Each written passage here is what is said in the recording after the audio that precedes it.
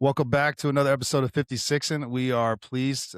We finally made it happen to have Doug White on 56'N. He's been on Street Tales. He's also a podcaster in his own right, published author. We will talk about it, Doug. I like to talk about these things, but 56'N is a different setting, different format. We just let it rip. And people who listen to the show know we try to have some questions and we flush them out. Sometimes we never get to the questions. So we'll see where this one goes. But Doug White, thank you so much for joining us. Guys, thanks so much for having me, man. This is so cool. As I said earlier, I'm complete fangirl moment. You guys are just, I love everything that y'all are doing with this, just the connection you guys have. And it's cool, man. I haven't had a good, I retired in July of 23. So this is my first 56 since then. Yeah, that's right. Yeah. Finally, somebody on the show who knows. You'll always remember your first. That's true. That's true. For those who new to the show or new, but we're all from the same, we all worked at the same agency. And 56'N is what we used to call when two cops or deputies, wanted to meet up and either talk about a case, talk about life, talk about philosophical questions, aka BJ, or hey, what are we going to eat for lunch today? It just kind of is all encompassing. And so, that's right. You do know 56'N. Yeah. And you always remember your first. Always. I like that. We should use that as a tagline. No, and that makes it kind of creepy. You'll have to put a warning on somewhere. Fair enough. So BJ, go ahead. I've elucidated my feelings in relationship with Doug White on Street Tales and on his podcast. And but go ahead, BJ. You were in the same class as I was. On the same. Came and horrified us. We will not talk about that on the show. But horrified? Who horrified you? That shit actually. That's it. I remember us. Yeah. Me and Tyler talking about it after the fact, and I was like, huh. What? No, we talked about it offline. Offline. Yeah. It's you were teaching us EOD in the academy. You were teaching us officer safety and all the ways that people could try to get you, tripwires and explosive devices. Don't just run into rooms and up stairwells. And that sounds like some shit that I would do, but I used to black out a lot, guys. Listen, I apologize for any lingering hard lessons. It worked, and we're still here today. So boom. Got me good. I was like, I was like, I don't know, man. That was like a well thought out plan. You think these really got that plan down written somewhere? I was like, I hope not.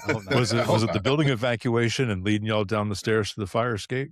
It was that one. That was then one. Also, I don't want to talk about it because I don't want to put it out into the ether, but you talked about if you really wanted to cause terror in the U.S., how would you do it? And we all had our little ideas, and you gave us yours, and we were like, oh my God. I was like, Jesus. Long story short, my kids never rode the bus again.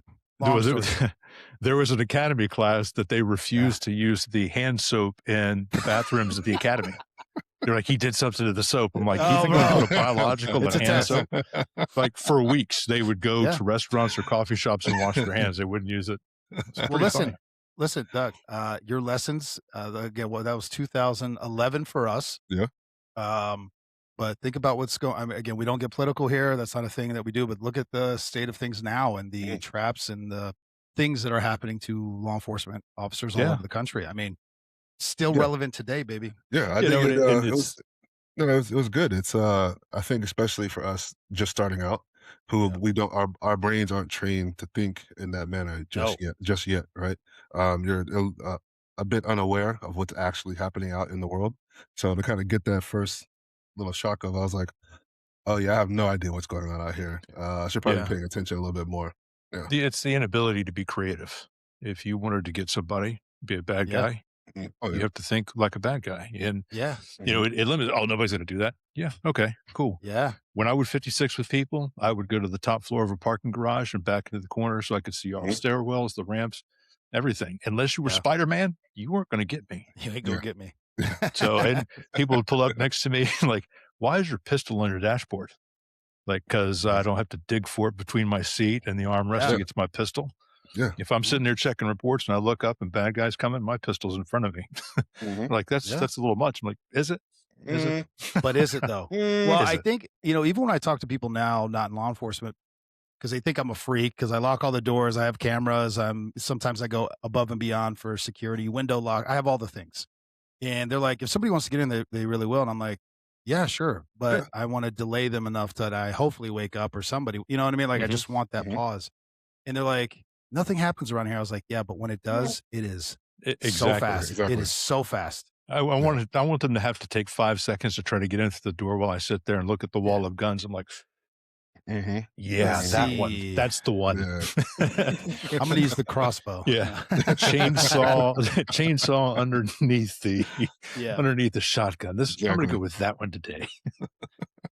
You know what? This was not a question. No, sorry. But you made me think, because you were in a training in a leadership capacity, but was that something that you figured out on your own or just through teaching that, because again, you talked about you have to begin to think like a criminal or think like, hey, people do want to hurt you, because it was a completely new concept for me.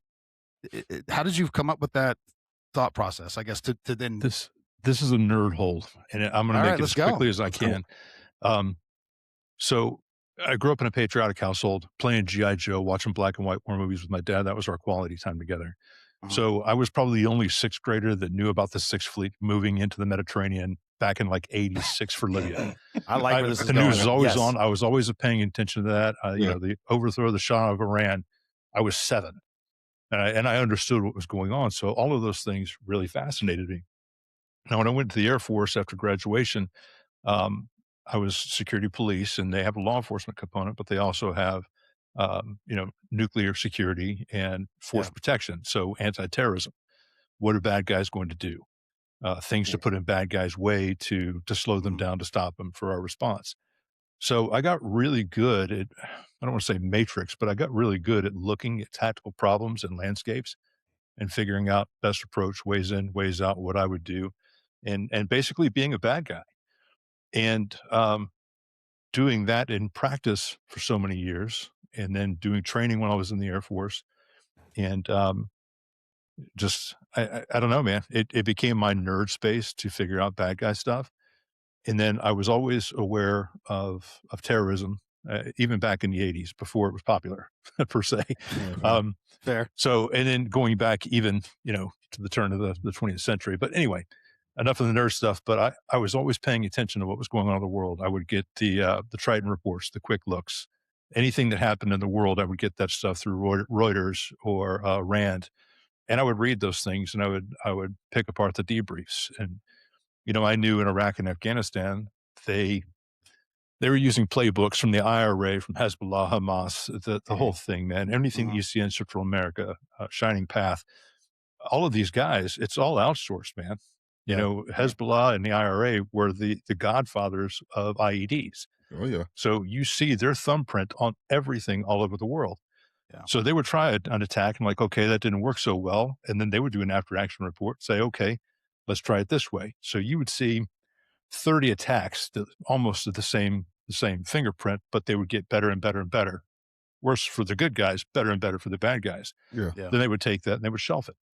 And their attacks were modular. So they would say, okay, we're going to take 1 from column A, 1 from column B, and 2 from column C, and we're going to make a coordinated attack. And the next thing you know, you start seeing coordinated attacks all across the Middle East. So you can actually follow the path of destruction to see what they're going to do. And that's what I did. I was able to put those things together. So being able to know what I would do as a bad guy, I was able to flip the switches as a good guy and prevent those things from happening.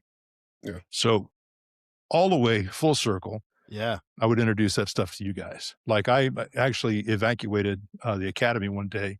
They went down the back stairwell based on the actual evacuation plan. I had booby trapped the way, and I said, okay, let's just say you can make it here. This is the parking lot you're supposed to go to. Let's go there and rally up and do a head count. There actually was a Ryder truck parked in that dirt parking lot across from the academy. Oh, no. And instead of doing a search for secondaries or multiples, there's people leaning up against the Ryder truck just bullshitting. Oh my God. Like later on the day, we're going to talk about the Murrah Federal building and the truck you're leaning against. Yeah. So that happened to work out by accident, but that was the shit that I would do, and that would just kind of work out. Yeah, man, that's how I figured all that stuff out. What would I do? Cops always pick up flashlights, and a flashlight is nothing but a pipe bomb.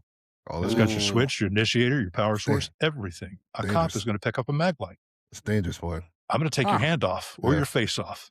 Yeah. Can of shoe polish, pack of cigarettes. You know what? BJ, you know, well, we all know, but yeah, BJ knows well. I'm sure. Yeah, on but the team with Rick but DiPianto as long as he was. Rick's devious. He's worse than I am, bro. Oh man, a lot of no, but you're talking about picking up flashlights. We've all known deputies, and I'm thinking of one specifically who had a trunk full because he would just pick them up if he saw them. He was like, "Ah, you never know when you need a backup." And I was just like, and now that you're saying that, I was like, "Bro, that's a setup." The big Shure stream lights, the big orange stream lights that firefighters used to carry on their rigs. Dude, if I saw one of those laying around, I'm stealing it. And I'd tell them, pick up your gear, because if it's a halogen or one of those floodlights, I'm stealing it. Yeah, I'm taking it. Damn. Yeah. Speaking of, anyway. You talk about Rick DiPianto. Love that guy. He wonderful teacher, right? Yes. When we initially got on the team, obviously he's one of our senior techs, right? So teaching us how to like cut in the stuff and the process of, how to get in the pipes, what you do, this is how you do it, this is how you don't do it. He made us we were doing hand entry one day, and he was like, I'll make your devices, right? Horrible idea. So it was a wooden box with the different screws. Oh man, it must have took us like an hour and a half to get into this thing. He's got like foam, he's got wood, there's metal inside, glass, and like all for that to be like a PR inside. And you're like, so I'm basically just gonna die. It's like if Rick's the bad guy, it's like, unless you do in complete darkness, you're going to die. For sure. But no, but like people think that, oh, these guys are crazy, whatever. But there was a house fire in Hillsborough. I don't know if we talk about it or not, but it was a house fire, and there had like it appeared to be staged explosions, mortars, but it was going off like every hour or whatever it was. I can't remember the details, but here we are. We're like, oh, these guys are crazy. No, these things happen. This is what people do, these freaking things. I remember that one. He had fireworks in his garage. Yes. And they didn't know what was happening. Yeah. If we want to tell another bomb call out story, I will. If not, we can move on to something. No, go ahead, do it. When I was still on the team, this was back before BJ's day, because I still got a lot of gray in my beard. He doesn't. I kind of hate that. Yet. But anyway. Not yet. Not yet. Yeah.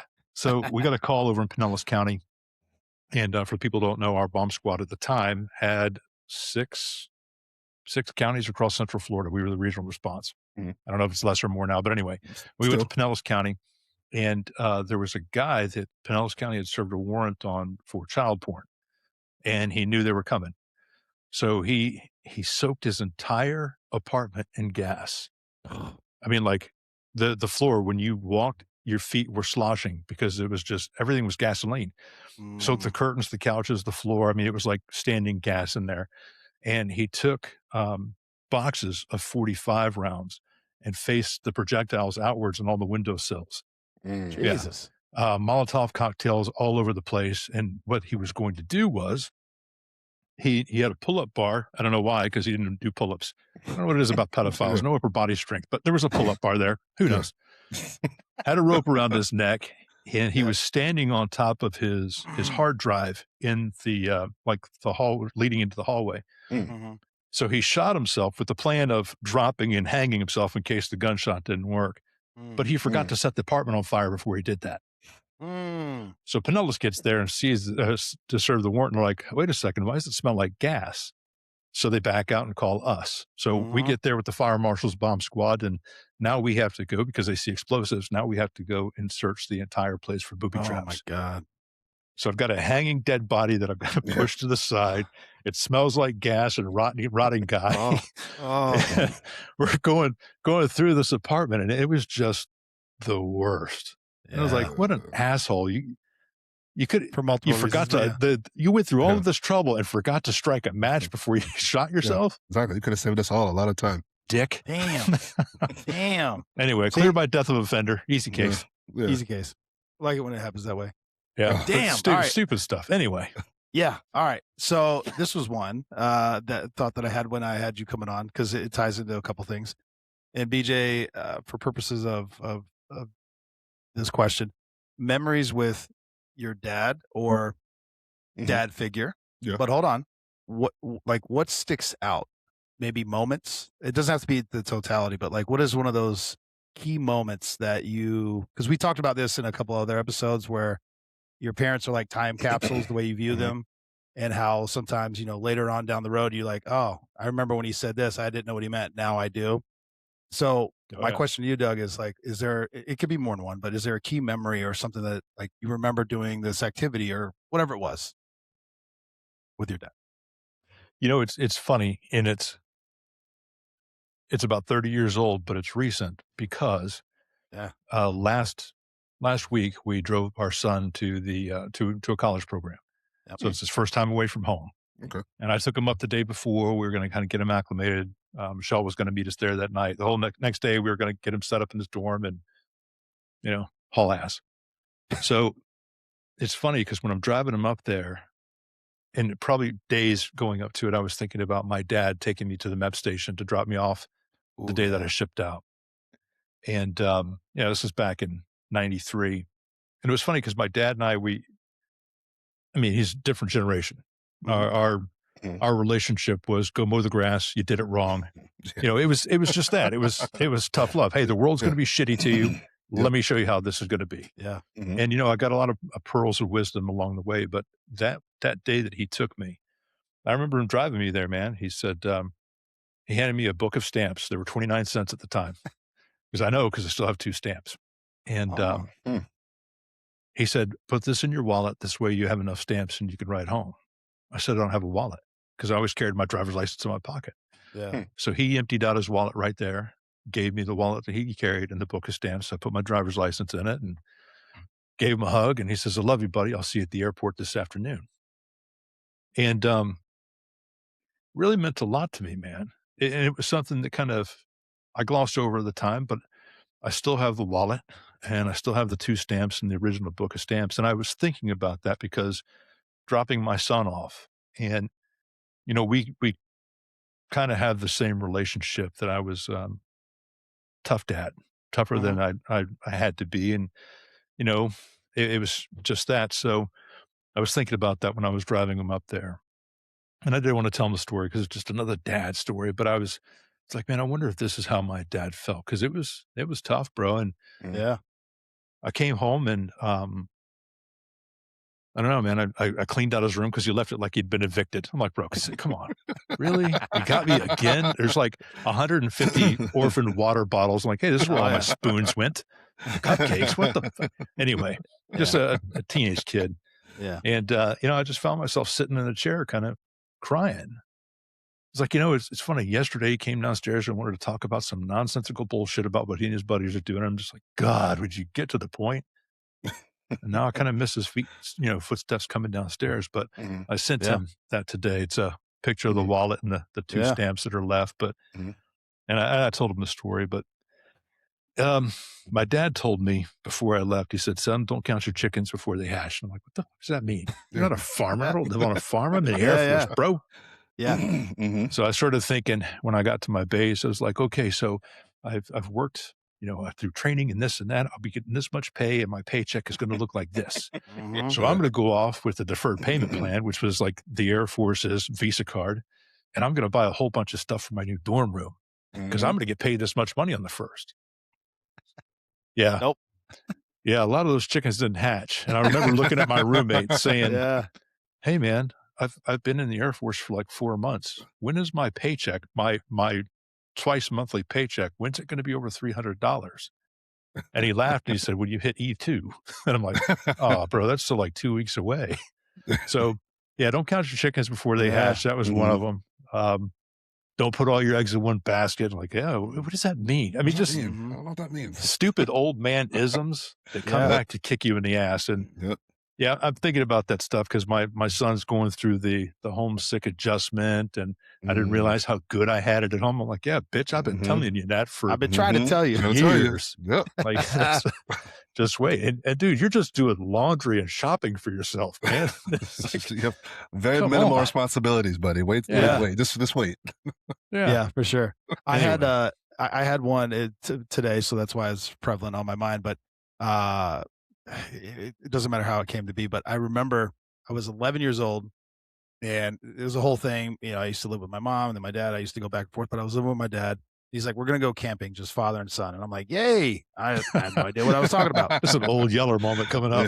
Yeah. In the woods. We did real camping where it was like the plastic tarp over like a rope, and he only brought like the real shitty, well, what I call shitty, like you had to heat it on a cup of water, and it was like gruel almost. And if we didn't catch any, which we ended up catching rainbow trout, which is delicious, right? But at the time I was like, ew, I don't want to eat that. Like I just wanted to put it back. He's like, well, if you don't eat, you're not going to eat if you don't do it. So all these little things, right? Yeah. And we're eating, and then I'm like getting ready. We're getting ready for bed, so to speak. And I'm like, and it starts raining. I'm like, so where are we going to go? Because I was thinking we were just hanging out under the plastic trash bag thing. And he Cool goes, fort, Dad. Where are we going to sleep? Yeah. So where are we sleeping? He goes, no, right here. And I remember I was in a sleeping bag, and I had my own little thing. He had his own. And I was like, hey, and I'm doing the kids at night. Hey, Dad, it's wet and I don't like it. He goes, tough. I'm sleeping. Like that was one of those, not in an asshole way, but I just had to make it through. And I remember thinking, this is shitty. I never want to go camping again. And it was like 3 days. It was like 2 nights of this. Oh, wow. 3 days. So No, it wasn't like hey, I'm just going to rough it. And we were in the woods. So like all these things. And I was thinking about today. I was like, I wish I could have understood what I had back then. You know what I mean? Like I wish I could have enjoyed that moment better than I did. I was a brat, and I didn't know what I didn't know what was doing. I didn't know what was happening. Yeah. And it's like I remember him trying so hard to, and again, we're all men. You try to articulate what you're doing, and you might not have the words. And I'm just like, damn, what a missed opportunity. But I appreciate the effort. You know, dude, I'm glad you said that, and you're right, man. That's tough because we don't realize the lesson until it's gone. And even as parents, I tell my kids, I said, look, I want you to hear my heart because, I mean, you guys know my story. I wasn't exactly the greatest dad. I was tough. I was there. I was present. I did the things dads are supposed to do, but I could have done a much better job. It just being the hugging dad and not the stern, let's do this better next time, dad. And so when I have conversations with kids now, I said, hey, I don't listen to my words so much. I want you to hear my heart. Know where I'm coming from in this. And I'm trying to do better, but now I'm parenting grownups. My daughter's 21. My son just turned, well, he's 18. He'll be just turning 19 in 2 weeks.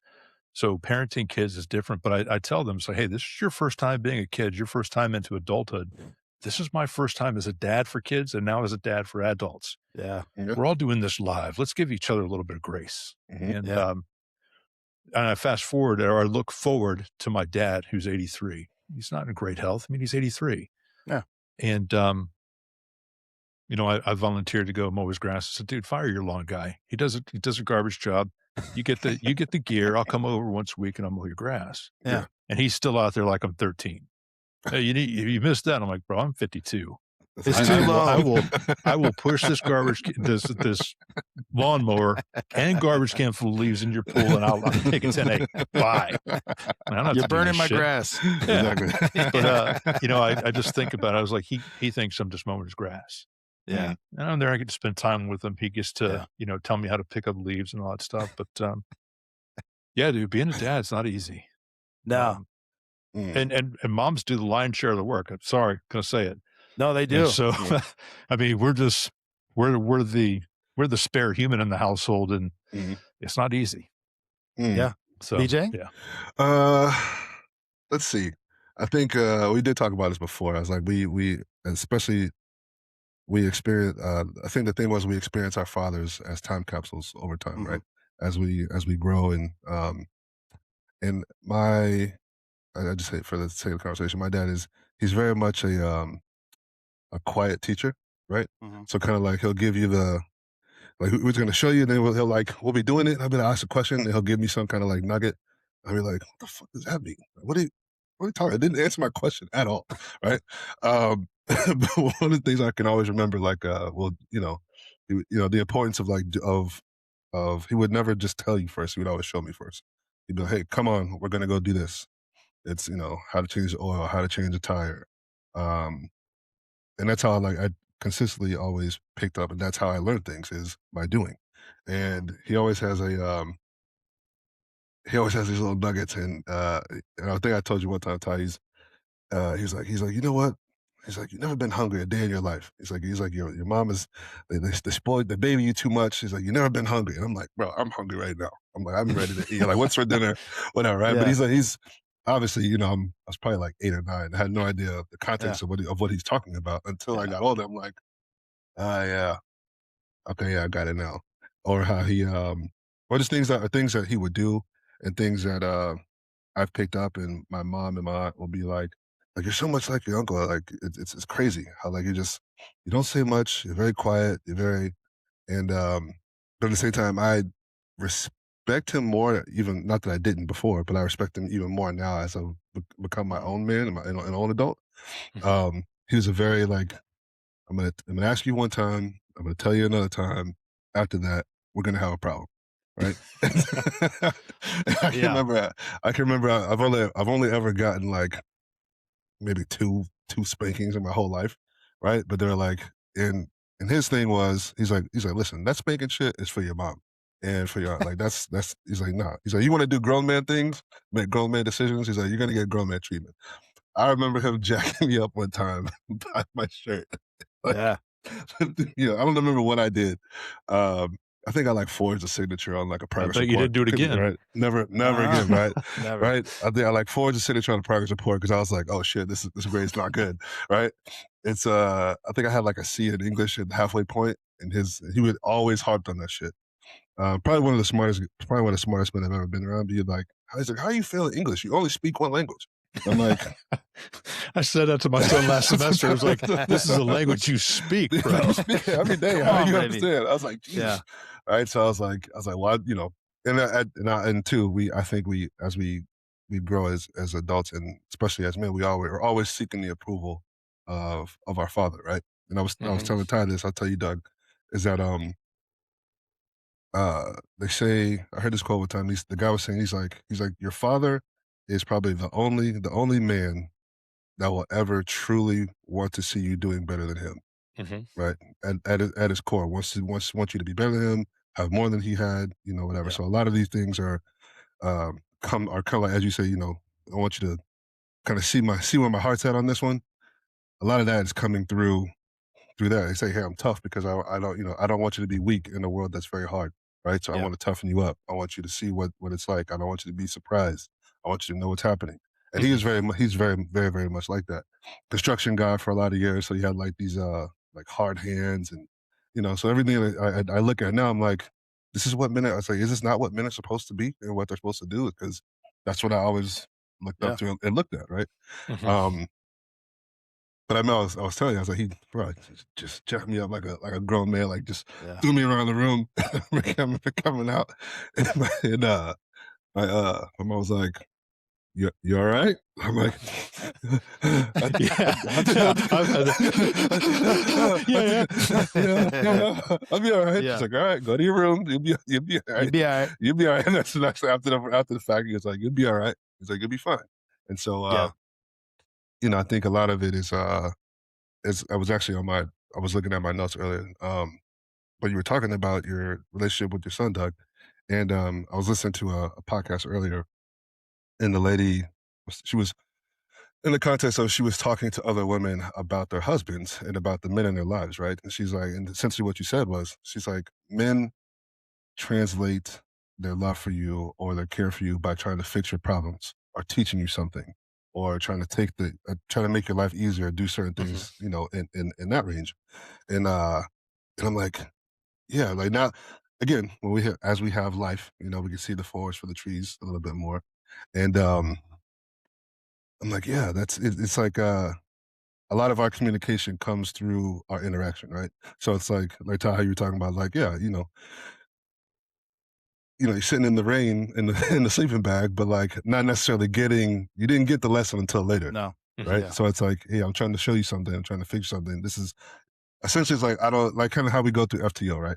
So, hey, I don't want the first time you write this report or you do this thing to be out there on your own. I want you to do it here so you have an idea, so you're not just fresh to the wolves the first time you do it. And so I'm like, I appreciate that now. As being 39, I'm like thinking backwards, time capsule wise. I'm like, oh yeah, lot of nuggets there over the time where, I'm like, I had no idea what the hell you were talking about. I just saw my parents over Christmas. I was like, I had to tell them, I was like, so remember that one time you said I wasn't hungry? I was like, mind you, that's like I've been hungry a lot of times in my life, but I do appreciate the the Yeah. lessons that they kind of give us over time. Yeah, I think, I don't know, man. Yesterday, my son called me, and, he's been gone now 10 days, and he's been calling mom, texting her, and Hmm. he'll be texting her, and "Oh, he's going to this, and he's doing that, and he's meeting these people, they're having a barbecue in the dorms," and I'm like, "That's great." I mean, he knows that she's sitting right next to me, I'm hearing all this, but he's Yeah. not Mhm. sending me that stuff. But every morning, "Good morning, buddy. Love you. Have a great day. Good night, buddy. Hmm. Headed to bed. Love you. Sleep tight." Yep. Hmm. And, "Hey, hope you're having fun," and all that stuff. But he called me yesterday morning, and, I left the gym, and, on the way to do errands, he called. And I hit the button real quick. "Hey, bud, what's up? What's going on? Blah, blah, blah." And he's just telling me, "Oh, I'm doing this and doing that and having a great time." And, man, just hearing his voice and just talking to him, bro, it was something, man. It really Mhm. was. Being a dad is something that I wish I'd taken more advantage of instead of chasing rented admiration and stupid shit. And, you know, Hmm. probably to widen the conversation a little bit, not that y'all wanted me to do this or asked, but my dad, broke his back last year, at 82. Not a good thing to do. No. Spiral fracture, had a fusion and Yeah. a whole thing, but he was in the hospital, and he's like, "Son, I who's gonna take care of mom? Mom had a stroke years ago. He's the primary caretaker." And, um, he's like, "How am I gonna pay bills? And my credit rating is so good, and this and that. And who's gonna take care of mom and the dog and everything else?" And, like, I've got an older sister who's a whiz. She's taking care of all the medical stuff and mom, and I'm taking care of dad in the hospital. I'm trying Mhm. to reassure him that Hmm. we can take care of everything. This is easy. You just heal. And to see my dad for the first time, and of course, he's 80, gray Mhm. hair, knee replacements. Well, what hair he has left is gray, and he's frail and skinny, Yeah. Hmm. and, just a little old man. But for the first time, I saw my dad vulnerable and Mhm. scared, and I learned more, and this was September last year, and I learned more in 3 hours with my dad about the burdens of being a man and being Mhm. the patriarch of a family Hmm. that I had in 50 years. I had no idea Yeah. what my dad had been carrying my entire life, his entire life. I mean, he was in his mind and in his right, he was responsible for the household, the family, the guidance, and Hmm. it was the first time at 82 where he had to put the pack down and did not know what to do with himself. Yeah. And it was crazy, man. It was a very deep experience. It was a great bonding experience. Hmm. Before my dad would give me a hug, "Hey, buddy, love you." I'm like, "Oh, I love you too." But after that, man, the hugs he gave me, I Mhm. felt him, bro. I mean, Yeah. like, I felt him, and it was more than, "All right, buddy, see you later. Come back and visit. Call your mama." No, Yeah. it wasn't any of that. It was, "Thank you. Yeah. You held me up when I couldn't hold it up." And dude, it was very special. It was very Hmm. special. Yeah, and again, these are some of the things, thinking back from my grandfather and my dad now. I mean, my grandfather's passed on, but my dad's still around. But to your point, it's hard to talk about them from a kid's perspective because to your point, man, a few words. We all can say our parents are hard or Yeah. whatever it is, They're and dumb. nobody He's an ass. He doesn't know any he's an better. I'm smarter than all he these things. is. Yeah. Hmm. But think about you saw at 82, and maybe you had seen it before, but just for the purposes of this podcast, at 82 years old, he broke his back. He's laying there, and his first thoughts are his family, his wife. Mhm. How's this Hmm. going to work? See what I mean? Yeah. So it's Exactly. like that's not something he Hmm. just figured out at 82. That's what No. he'd been carrying the Well, entire no, time, no, this Mhm. was even though he he couldn't express it. yeah, but at this point, he Yeah, had to rely on someone else. He rough. couldn't gut through it. And to find out after they opened him up, they said, "Hey, the calcification, he did this probably 6 to 8 weeks ago." Oh my Yeah. god. So he goes, "Yeah, it's been hurting, but who's gonna take care of mom?" I'm like, "Dude, Exactly. that Yeah, is Exactly. yeah, grit." yeah, Grit. yeah, Exactly. yeah. Yeah. Yeah. Yeah, I can't feel my legs, but I know they're there. I'm like, "What?" Yeah. It's like I'm still Yeah, moving, so yeah, we'll be all right. Yeah. it's a whole It'd be different all right. Yeah. Uh, generation, bro. yeah. I don't know Yeah. Damn. that kinda hard. Yeah. No, for So sure. Yeah, but Go that ahead, speaks BJ. to that speaks to we this is, something on the last episode we talked about was um suffering in silence. You know, not just Yeah. as you know, the broader view as you know as men, um, where you're responsible, right? Mhm. And me and Ty talk about we talk about obviously relationship stuff and marriage stuff and kid stuff. And I'm not married yet or have kids yet, but I still take those relationships with my godkids and nieces and nephews and when I still take those things very seriously, right? And the responsibility is very very important to me when it comes to who I'm around, who I'm with. And it's like hey, and I don't think and I don't even know if we've ever talked about it. Even amongst men, I don't think we have to talk about it. It's kind of like an understood rule, right? It's like Mhm. if I'm with Ty and I'm with you and your wife, and you get up and go to the bathroom, I am now responsible for her until you get back. Like, Mhm. like we don't have to say that, Yeah, I don't see but where that would no, ever have to be a yeah, conversation. we don't have to. We don't have to say No. that between one another. We kind of just innately know these kinds of things. If the kid's with me, I'm responsible for them.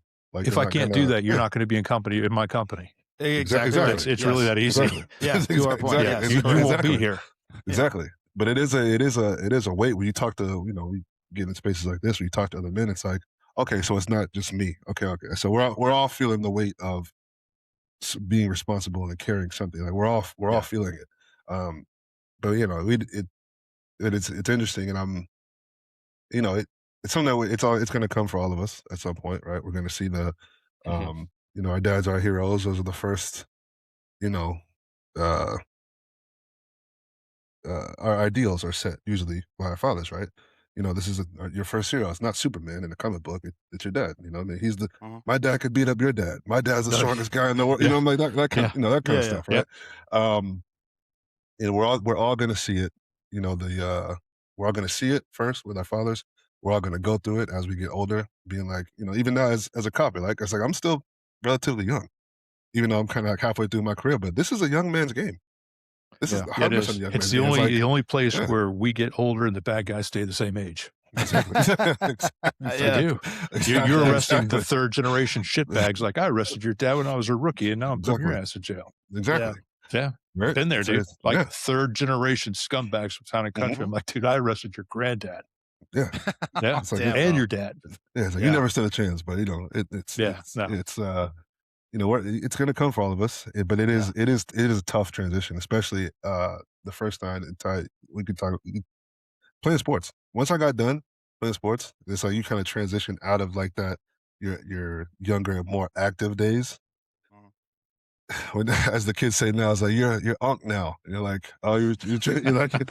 I was like, oh man, I guess I am. Like I'm like, uh, but the wisdom kind of kicks in, right? It's like, I don't have to run and jump over 16 fences to catch this guy. No. I've been here for 5 years. I know where you're going, so I'll just Yeah, I know exactly where you're going to end up. I know where you're gonna end up. I'm gonna drive my car on the outside and be like, wow, right?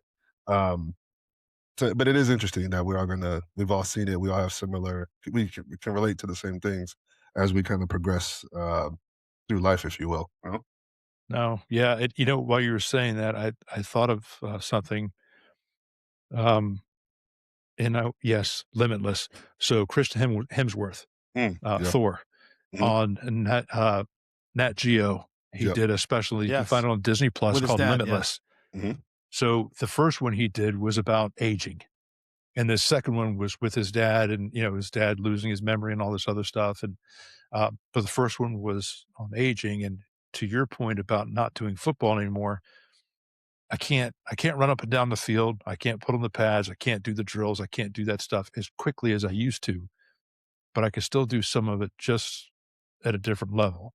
Mhm. Mhm. Maybe I'm not running a 4.40. Maybe it's a 4-minute 40 because I'm walking it, but you can still do it. There's just Yeah. different ways of Yeah. aging Yeah. and doing that stuff. Mhm. And I found that show particular with this part of the conversation. Mhm. It was a great show, man. It was well done. And he talked about youth all the way to aging and being with your spouse and then, you know, preparing for, you know, exiting the planet.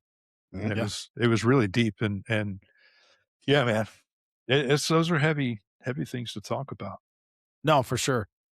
Doug, I got you on here and I've referenced it many times, but I'd like to just kind of maybe flush it out a little bit because it hit me very hard, or just stuck with me, I should say. But it's regarding relationships, and you threw it out, and I've brought it up a few times, and you go, everybody thinks that marriage or relationships are 50-50, Mm. and I don't want to speak for you, but I'll phrase it. And you were like, maybe hopefully in the course of your entire relationship or your whatever that marriage, it works out to that, hopefully. But some days it's 60-40, some days it's fucking 99-1. You need somebody that way. Could you just kind of elaborate through that? 'Cause it's so good, and I could bring this up every episode because I love it that much.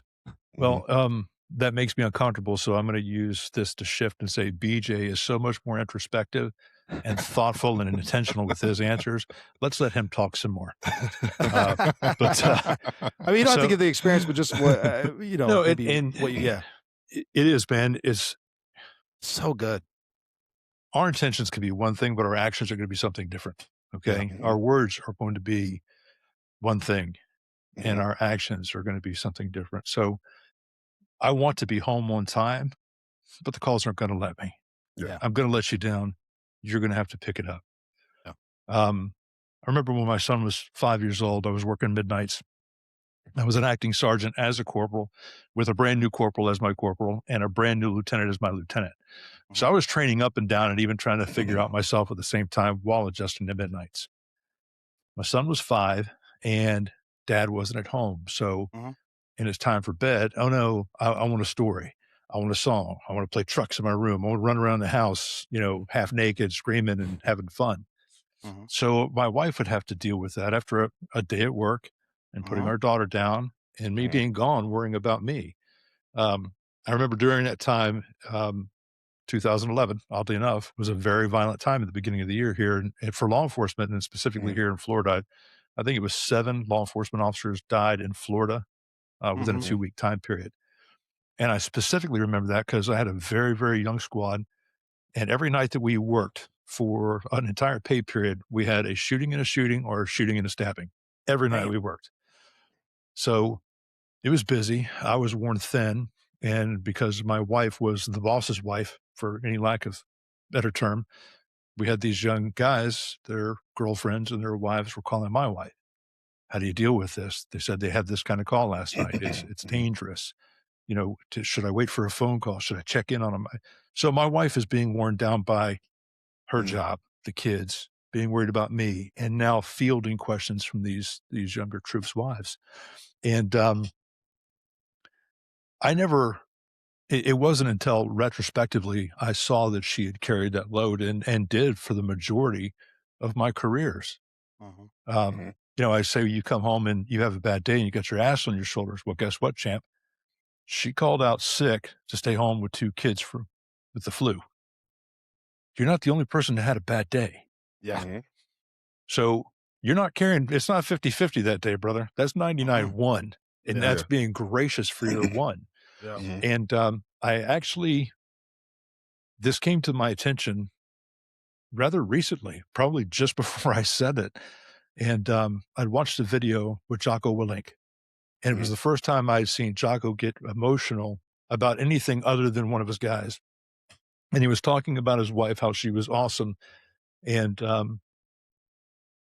he said, it was never 50-50 because I was never around to be able to carry my load. And when I wasn't, she did. And he paused and got emotionally, and you could hear his voice crack. And he said, and that's legit.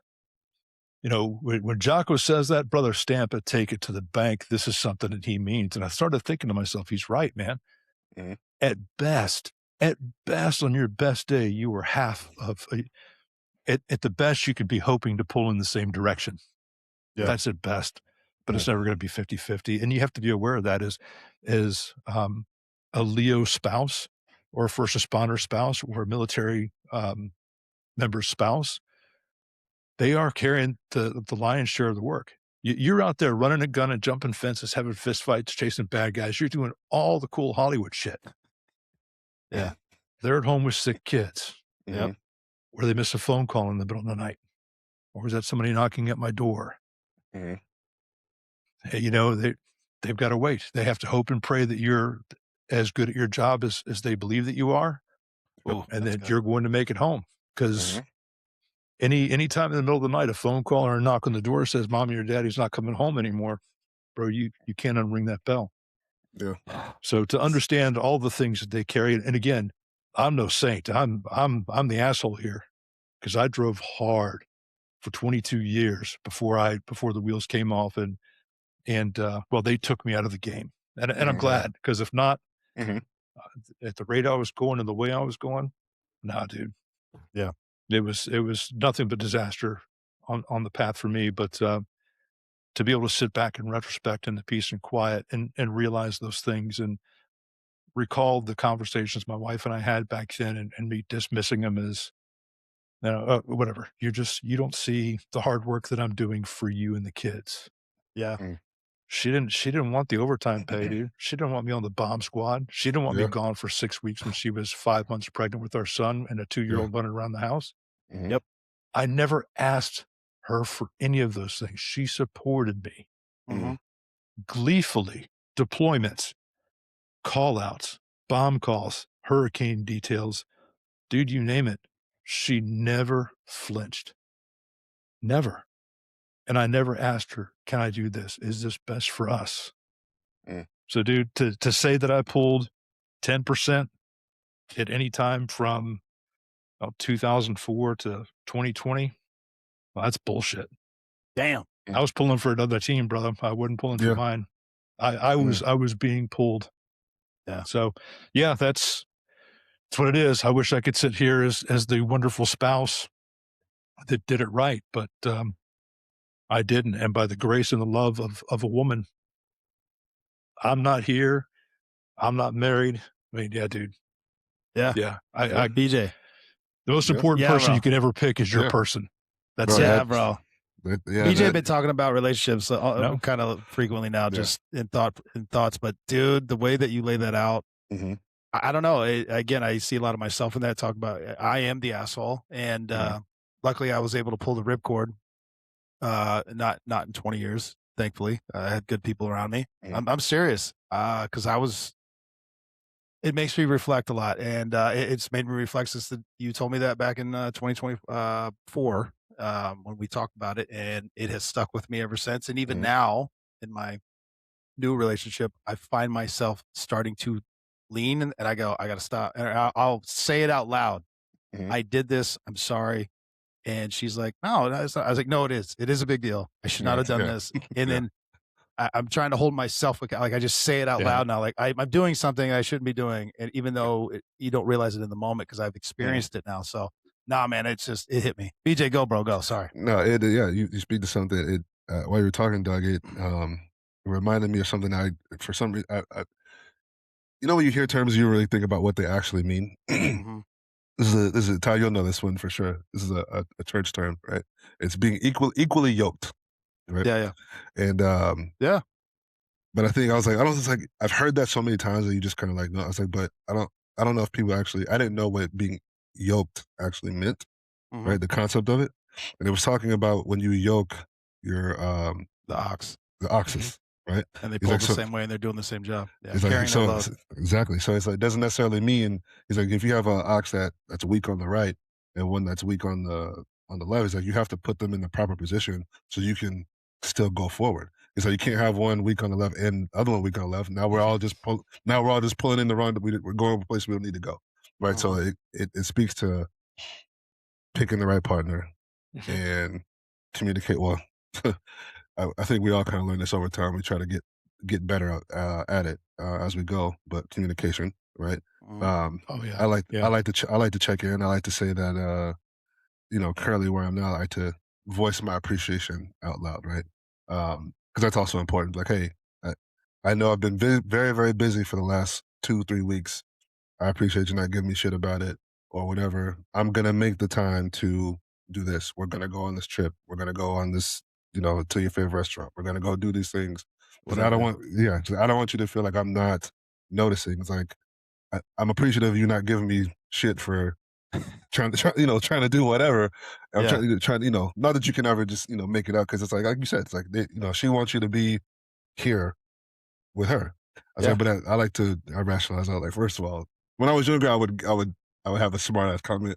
I'd be like, listen, you, I was like this when you met me, and this is the reason why you like me, right? Because if I Yeah. wasn't doing all these things, you wouldn't like me, and you wouldn't view me in such esteem if I wasn't doing all these things and capable of doing what I'm doing.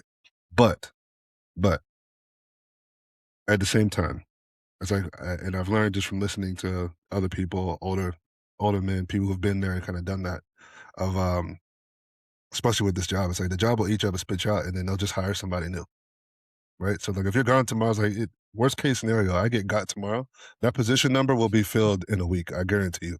Yeah. Oh, Like my Bro, car will next be day. reassigned immediately. immediately. It's already Immediately. accounted for. How- It's yeah. How many minutes was there a chief deputy spot open at the sheriff's office?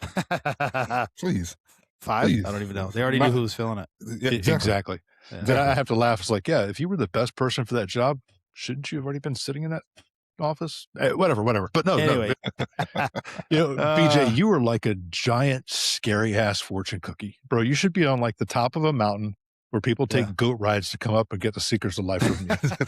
I mean, seriously, dude, at 39 years old, you are an old soul. And I'm not going to say you have it figured out because none of us do, but you are definitely a student and you're definitely paying attention, man. You're impressive, bro. You're impressive. I'm trying. I appreciate it. I'm trying. Well, no, it shows.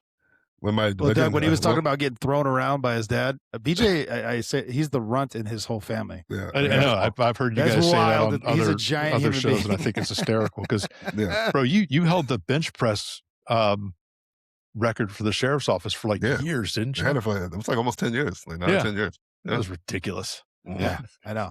He still does it in his garage. Anyway, that's a different with nobody around. Yeah.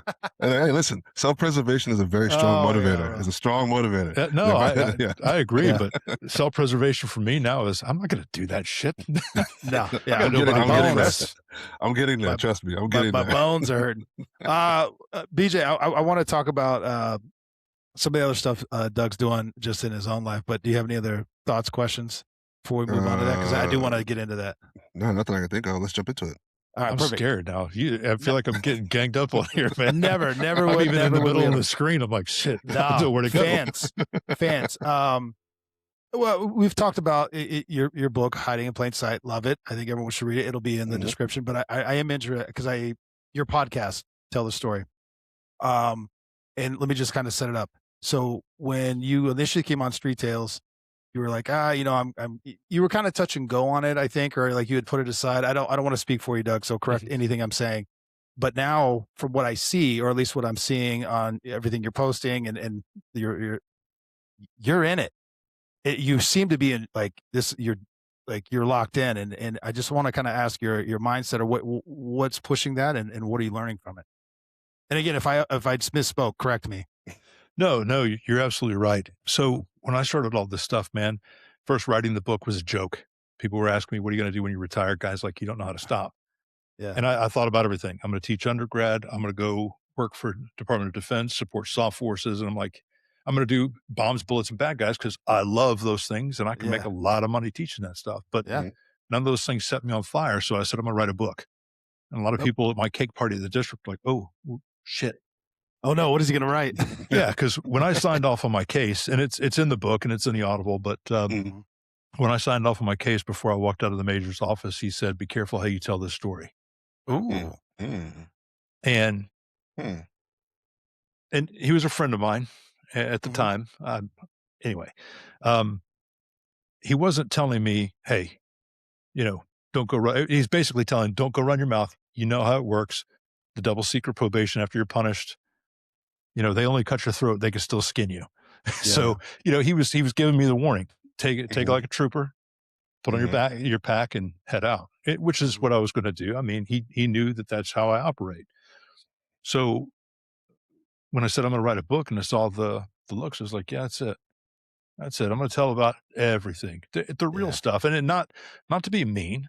Yeah. But this is my story and how I did it wrong because I was healing partially at that. I saw a path forward.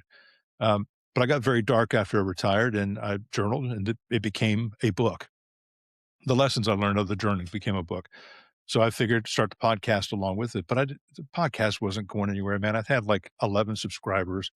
I was interviewing my buddies, people, books that I read and, they say, 90% of the people who do a podcast don't do more than 8 episodes. I was like, all right, I'm going to have 8 episodes recorded before I even launch.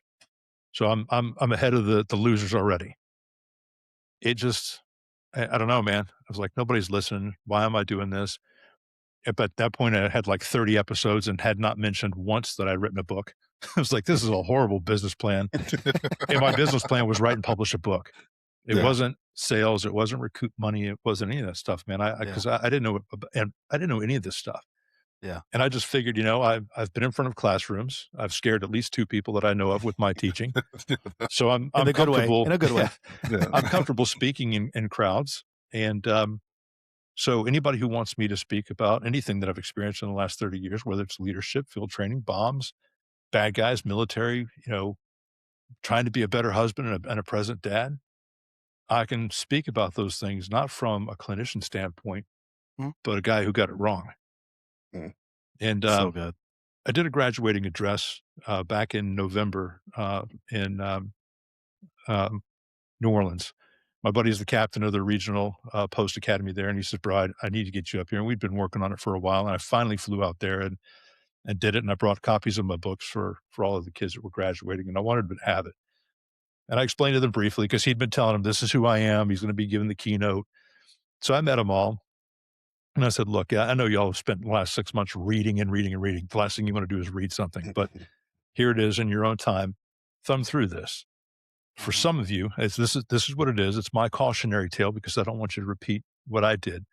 For some of you, it's going to be a roadmap of what to stay away from. And for some of you, it's going to be a crystal ball. Don't let it be a crystal ball. That's the point of this. That's good. You don't have to do the mistakes that I made. And I've laid out every weakness, everything that I did wrong and things that I could have done better. The things that could hurt me are there for you.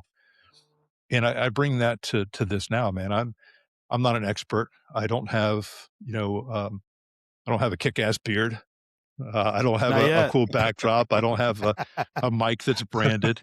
I don't know how to do that stuff, man. I just want to help. I mean, I've helped about 10 people get their books published and I haven't asked for a penny. And I don't want a penny, man. I just, I'm one of them. You help me. And I'm honored to have been a part of that, man, just to sit back and I'd refer to it as having a ticket to the dance. Like when you guys were in the academy, y'all blessed me with a ticket to the dance. I got to meet you in the academy and I got to sit back and watch your careers. I mean, there's people in the academy class that I ran as a coordinator. Now the chief deputy, my old zone partner is now the undersheriff. We were FTOs together as zone partners, man. And so to be able to be a part of other people's successes and just to watch your journey, that's why I'm still in this game, man. I wake up in the morning, I'm like, nobody's listening. I'm not going to do this. And ding, I get a LinkedIn. Hey, I don't know you, but I was watching a video based on, lacing shoes for left-handed people. Some obscure bullshit. And a podcast clip that you had came up and I've absorbed, I stayed awake all night. I ordered your book. Oh my God, you've changed my life. Or I read your book and I stopped drinking. I've been sober 3 weeks now. Or, I gave this to a buddy of mine and he said, I thought it was just me. Just those things, bro, they're just, damn. Yeah. It is an absolute gift to receive feedback like that. It's a gift to be present in this space.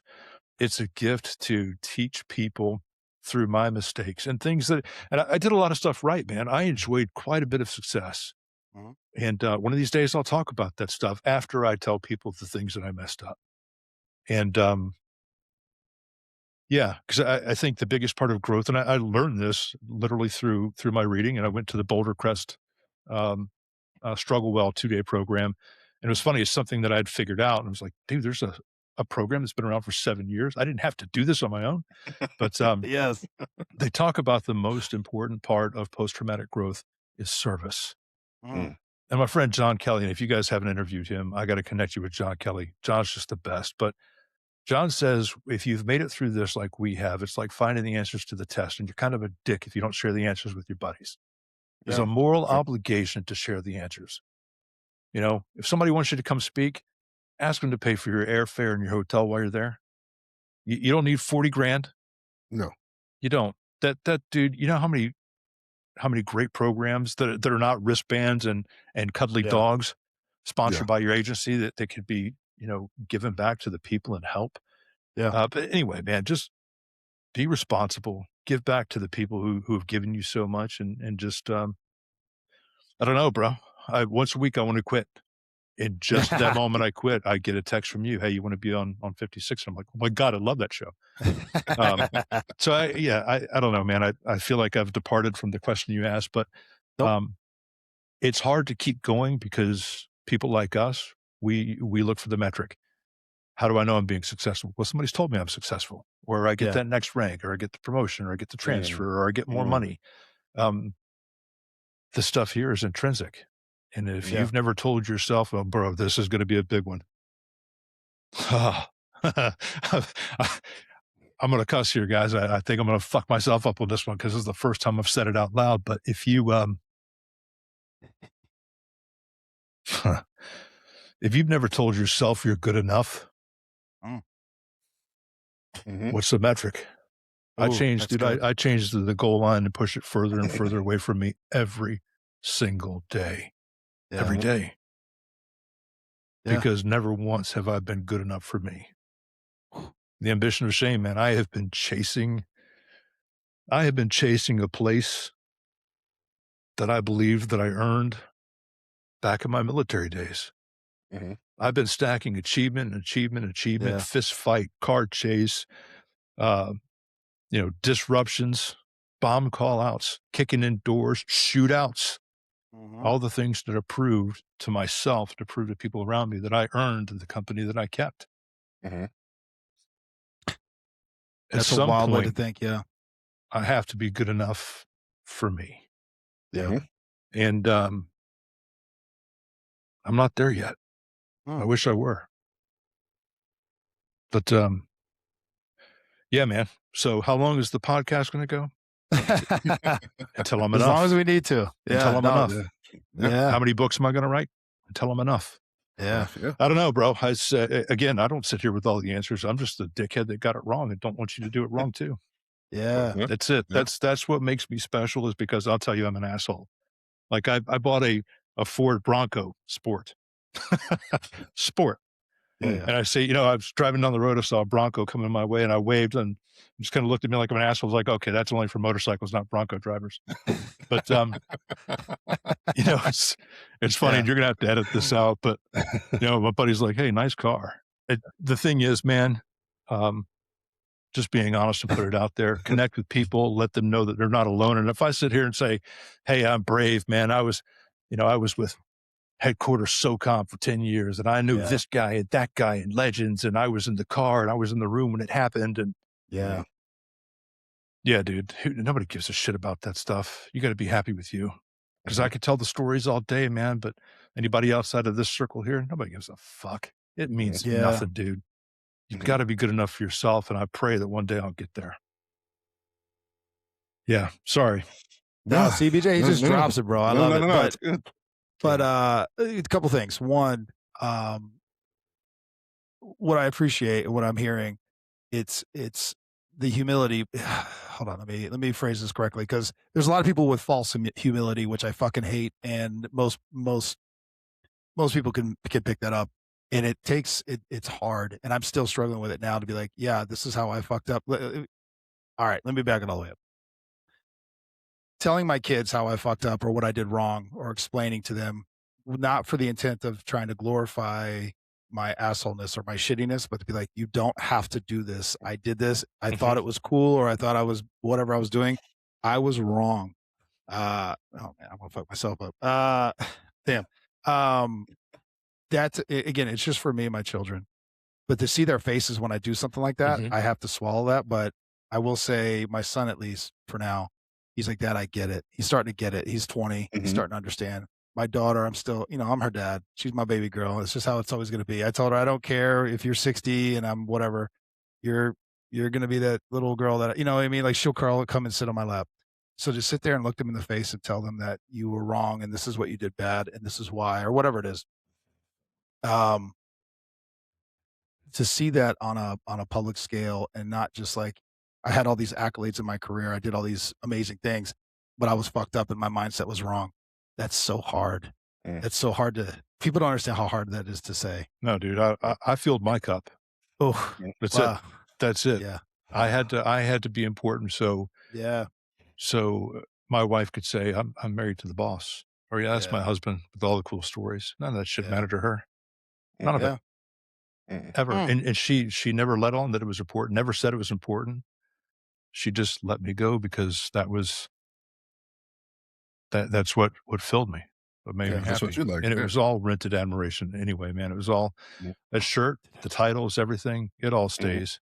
You know, people ask me, hey, how come you don't put on your, you know, your speaker note that you were a lieutenant for this large agency? I was like, well, I didn't retire as a lieutenant.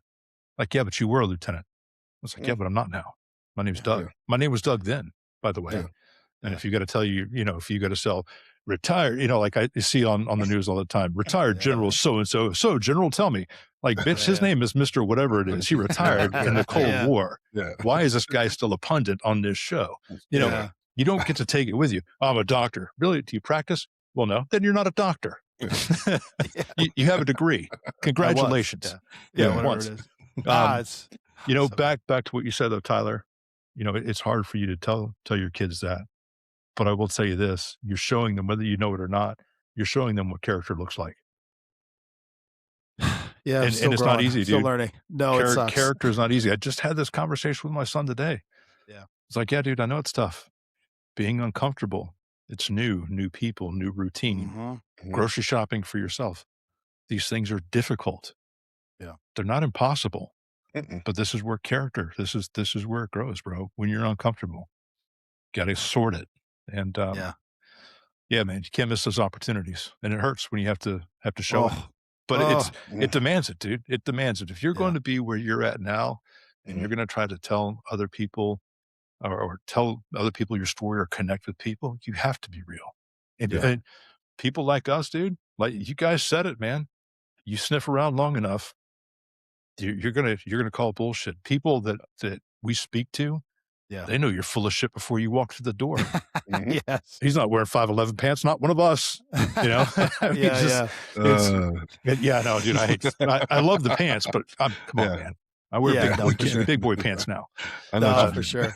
But anyway, you know what I'm saying, dude. People can see through it in a heartbeat. And if you want to connect with people and you want to be of service to people, you have to meet them where they're at and you have to be real. Why else are you doing it? No, for sure. And BJ, I'm sorry, one more little diatribe, but points that we're making. But I remember my mother told me this like, I don't know, 4 or 5 years ago. And it drives me nuts because she doesn't remember saying it. And I'm like, Jesus Christ, Ma, you fucked up my whole world and you don't even remember what you said. But I was asking her, I was like, Ma, you know, what are some things I should be thinking about as I get older? And she's in her 60s now, but she's like, she took a minute to think about it. And she was like, guilt. Try to limit your guilt. And she goes, because that is what keeps me up at night. Right. She goes, not that I didn't, not something I did wrong, something like that. She goes, but when you did something wrong and she goes, hurting, you know, your children, your spouse, whatever, she goes, guilt. And that's all she said. And it hit me.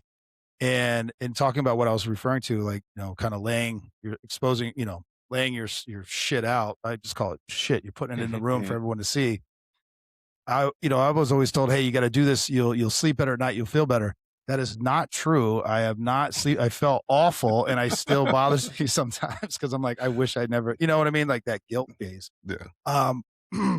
So I don't know. I don't know where I was going with that, but it's just it's these things that you begin to think about as you get older. Sorry, BJ, I took over. Brene Brown says that guilt and shame cannot survive being named.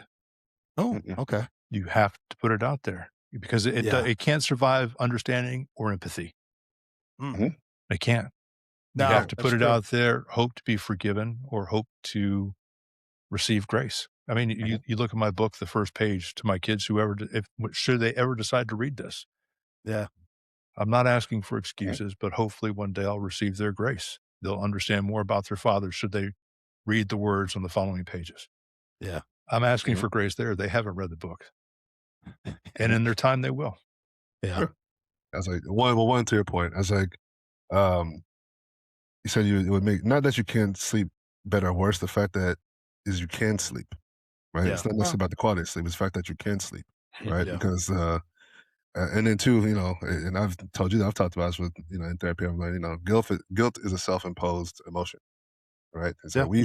nobody said, no one's gonna say, hey, you should feel guilty about this. Well, if I don't feel guilty about it, then I don't. Yeah. Right. And then most things Yeah. is once you address it, once it's out there, you address it. Yeah. Okay. It's like I don't know where the fuck I heard this from, but I thought it was brilliant at the time. They were like, "Oh, you got skeletons in your closet." He's like, "Yeah, I know." It's like I put them in there. I'm aware. I put them in there. I know. Yeah. I know it's in there. Right. So it's like, once we both know, it's like you can't. Once I address it, it's like you can't use this to hurt me anymore. Yeah. Right. So it's like any mistake I've made, anything I've done wrong, it's like, okay, I got it. Now what? Yes. Yeah. Once you put it out to the world, Yeah. there's 200 pages of everything that could hurt me, man. You become unfuckwithable. Yeah. Yeah. It's all there, Yeah. dude. It is the most liberating and most powerful thing I've ever done for myself. And self-ownership, man. Self-ownership is self-love. It really is, dude. It really is. Because once you put it down and put it out, you can see what it is that you think about it. And yeah, man. It's cool. Man, I love talking to you guys. It's just right. I feel like the whole world should get more 56'N. So everybody should subscribe and tell your friends. That's right. This is damn right. This is awesome. And tell the story. I love it, dude. But I'm a fan. Your conversations. I don't know. They again, I'm not trying to fanboy or whatever, but I see the progression in the conversation. Maybe it's the people. I don't know what I'm trying to say here, but I find myself just like, I love that. Or I'll write down little notes. You have little sayings or, whoever your guest is. And I'm just like, let's fucking go. I love it. I don't know. I'm still that guy where I'm like, I love seeing somebody who's passionate and knowledgeable and not, to your point, like, oh, well, in my research, we learned this. And it's like, no, I did this. I fucked up. This is what happened when I fucked up. And now this is what I'm trying to do to make amends or whatever it is. And then hearing that back and forth, I don't know. I'm a fan. So BJ said it earlier. I learned from doing. Yeah. I learned because I messed up. Those are the lasting lessons, man. Nobody had to tell me how to do it. I figured it out all on my own. That's why I can tell you. That's why I can tell you about it, because I know I've done it. I've seen it happen before. So I used to say some stupid shit, bro. I have no problem finding humility. I run headlong into it almost every day. So good. So good. I want to be respectful of everyone's time. I have one last question, Doug, but BJ, do you have anything before I ask my last question to Doug? I'm sorry. I was thinking about this earlier. I'll circle back to it real quick. We're talking about authenticity, right? Yes. And how we can kind of see through it and kind of tell. I think for you, Doug, it's watching you do your thing. It's like you can tell when somebody is just doing something that they genuinely just like doing. And I've kind of come into that space of doing what I like to do because that's what I want to do, because that's what I like to do. I enjoy it. That's the only reason. I'm doing it because that's what I like to do, not because it's gonna like get you something or. And we've all seen it on the professional side, right, career side, where you can kind of tell like, I see what you're doing. You're over there doing this thing because you want to, you think it's gonna, it's gonna benefit you in some way. I'm typically not that way. Maybe to my detriment to my career, right? But I will say there is no metric on that, right? The metric is, do I like it or not? That's the only metric that I think matters on the day-to-day and in the long run. It's just, that's the only one that I can actually affect and I can measure. Do I like this or not? It's very binary. Do I like it? Yes. Keep doing it. Do I not like it? Okay, don't do it. Very simple. Takes a lot of the guesswork out of it. But yeah, that's all I had. I was thinking about that when you said it, and yeah. Well, I've got to keep, as long as there's one person listening, and it fills me. That's the thing. Because doing the podcast thing, man, if somebody has a book, I want to read their book. I want to be respectful of their time. And by the time I get done clipping everything and producing, it's like an 18-hour thing for a 1-hour show. Yes. I was doing 4 and 5 a week. Yeah. It became my full-time job when it was never meant to be a full-time job. Dude, I retired at 49 and a half. I never have to work again. Yeah. I'm a volunteer for this shit. And, as long as it fills me and as long as one person is listening, I'm going to keep doing it. But I need to find a spot when it's time to step off. And I've got to name that spot soon. If not, I'll continue to do it. And I don't want to outrun my usefulness, if that makes any sense. Yeah. I don't Yeah. want people to keep me around. I don't want to still be there if what I'm doing is not of service to people. Mm. So, yeah, Yeah, fair. we'll get it all figured out, man. But, Yeah. Perfect. I'm Last going to have to question, listen Doug. to this episode again so I can remember these lessons and write them down. So good. I got a bunch of notes, but last question. Yeah. And I can put it's for the group, but Doug specifically, what advice do you have for the next generation? I'm going to say first responders, but we can focus on law enforcement because I do, and I've said this many times, and I'm trying to make sure I do because sometimes we get off the rails. Law enforcement is a brave and honorable profession. I still believe that. I hope I always believe that. I hope it doesn't shift in any way, that it becomes not that. But there are lessons that need to be learned and pitfalls that we need to be better at avoiding either individually or agency wise. But all that to say, what advice do you have for the next generation, sir? Okay, well, Putting you on the spot. no, you're not really, because I've got so many things that I want to say. Mhm. When I came on, people would tell us, the bosses would say, if you had a problem with something, first, nobody ever said that. But if somebody did, or there was a story that somebody had a problem with something, you're not tough enough for the job. That's bullshit. Don't listen to that. I think those dinosaurs are gone for the most part. I think the kids that are coming in now are more emotionally intelligent than we were, or certainly I was, and can understand that when there's a problem, you're allowed to have a problem and it's valid. But we were also told there's 10 people waiting in line to take your job. Yep. There may have been true then. It's not true now. It ain't now. No. And if it not. were, guess what? State pensions are going to investments. That means I can pick up and go to any of the 60 plus counties in Florida and still be part of the state retirement system. I could go work for Tampa Airport Police, which is parity pay and Florida retirement system. Let's see, stolen cars, abandoned vehicles, flight line security, maybe, and lost luggage versus midnight shift in Waimama.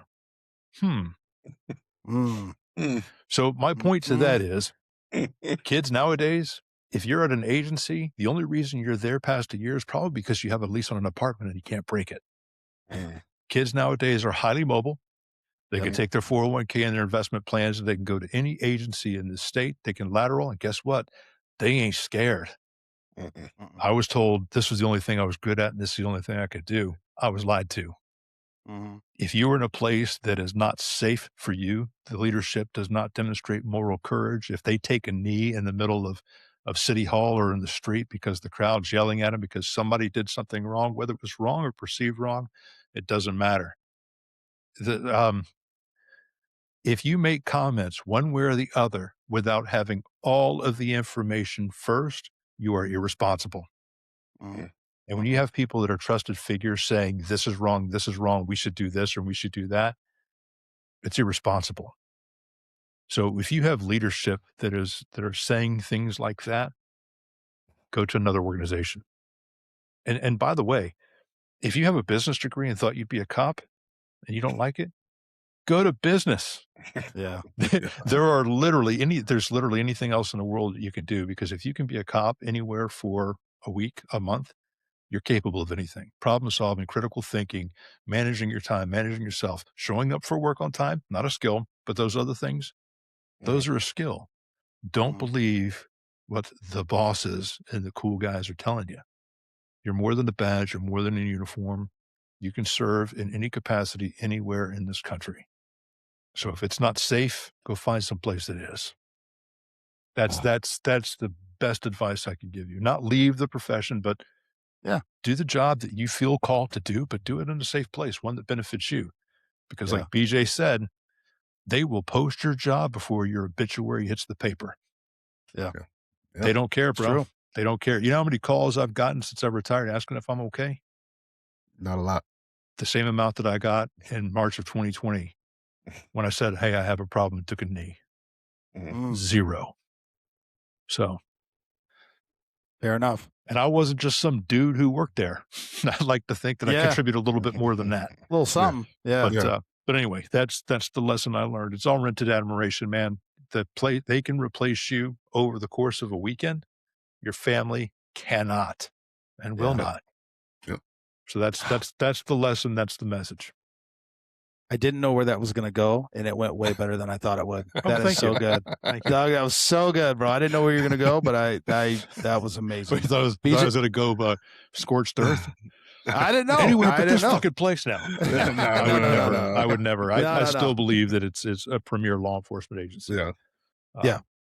So anyway. No, that again, it wasn't targeted at any one agency. No. But to your point, leadership should back. Yeah, if you don't feel 18,000 law enforcement agencies in this country, you're employable. Yeah. Hell, you could probably go to some of these places and be the chief. You're not seriously. Wrong. Yeah, you're not wrong. You could read. I mean, no, I'm sorry, that's fucked up. Are you good with reading numbers? It's like, I cipher numbers. Yeah, I think I'm all right. BJ, any final thoughts, sir?